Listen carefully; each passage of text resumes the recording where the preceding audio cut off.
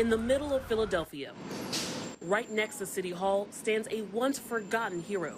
Focused, fearless, and faithful to the progress of his people. But to understand the impact of Octavius v. Catto, we have to take you back generations before the civil rights movement. We know he was short in stature, but he certainly was large in impact. Catto was born years before the Civil War even started in 1839. By the time he was 32, he had helped desegregate trolley cars and expand educational opportunities for African Americans. We're looking at a young person who accomplished so much in a very short span of time. Roz McPherson is the project director for the Catto statue. Unveiled 4 years ago, his statue is more like an outdoor exhibit, highlighting the untold story of this educator, military major, and activist.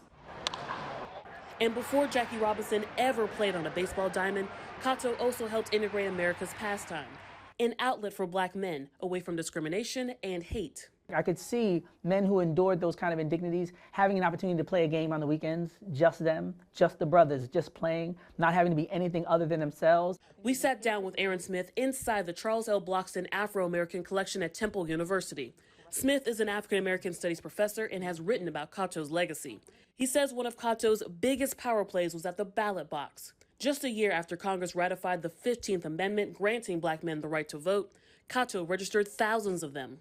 They're like, this is the way. That's why people who were working on plantations as young people ended up in the halls of Congress. But not everyone supported this vision. On Election Day, October 10, 1871, Catto went to the mayor asking for protection after white men were killing black men for voting. But that same day, his own life was cut short. Catto was assassinated in front of a polling place. They say your enemies see you rise first before you even begin to fully maximize and access it.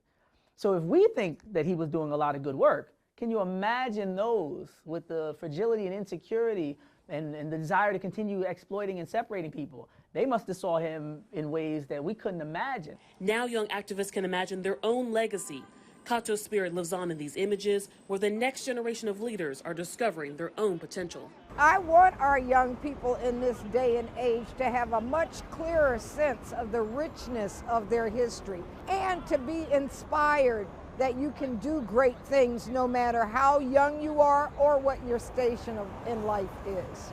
During last summer, Catto's statue became the focal point for many of those protests, serving as a connection to the work he started.